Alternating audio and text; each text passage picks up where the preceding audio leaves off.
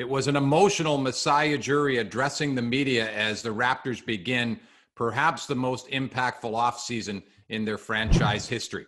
This is Instant Analysis presented by Tylenol Rapid Release Gel Caps. Rapid release for rapid relief. Here's Michael Grange of Sportsnet.ca. On Monday, Michael, you wrote that you believe there's a path for Masai Ujiri to remain in his role with the Raptors. Didn't necessarily get anything towards that on this day, but that was kind of expected with this particular news conference. Yeah, I didn't anticipate that he would be making any significant pronouncements about his future, and but I do believe that it's most likely here in Toronto. More importantly, people who are in position to have greater knowledge and insight than me put it as high as 95%. But 95% isn't 100%, and Masai Ujiri wasn't making any commitments when he spoke today. What before we talk about his connection to the Raptors and how that helps him coming back, there's a lot of that going on with Kyle Lowry as well. But what is Masai Ujiri ultimately looking for, and then potentially some obstacles in him remaining with the team? I think all along he's understood that it's not going to be money. And so when he says blank check, blank check, blank check, I mean, he's going to get paid. He is going to be the highest paid executive in the NBA, likely in all of professional sports, and he's earned that. But the question is, what is he going to be signing on to do? And one thing I think you could take away from this season generally, but certainly he made clear in his comments today, was operating an NBA team as the only team outside the United States has its challenges.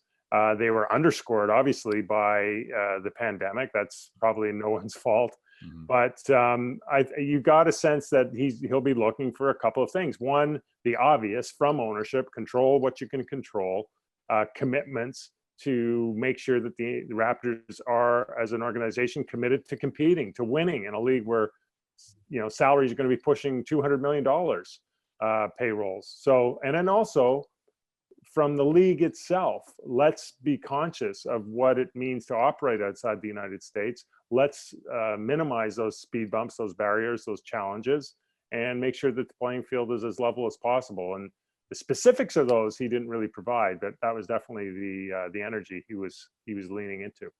You go back to the start of his tenure and the connection, the whole thing with Brooklyn, then leading to what happened on the night they won the championship, what he had to endure. There's a real emotional connection, not only with the public and this Raptors team and Masai Ujiri, but him back towards the same, isn't there? Absolutely. And we saw that. I mean, he got very emotional, and that wasn't my intent when I asked him to react to some of the comments that Nick Nurse and Fred VanVleet and Kyle Lowry have made. But those comments were themselves heartfelt, and they were from people they've gone to battle, so to speak, tooth and nail for the past several years, and had their ups and their downs and their ultimate success. And so when Masai Ujiri responded with that level of emotion, I think it was an obvious window that, this is a big business. There's a lot of money at stake. They're all big boys, but underneath all of that is there's a brotherhood, and maybe even something deeper than that. And that's why I think the Raptors have been a special organization the past several years. That's why Masai Ujiri is a special leader, is because he's able to feel that way and inspire those feelings in return. And I think that's why everyone really, when you see that, to imagine him moving on is difficult for all involved. So much to chew on as we move towards the summer. Keep it on sportsnet.ca for all the latest from Michael Grange.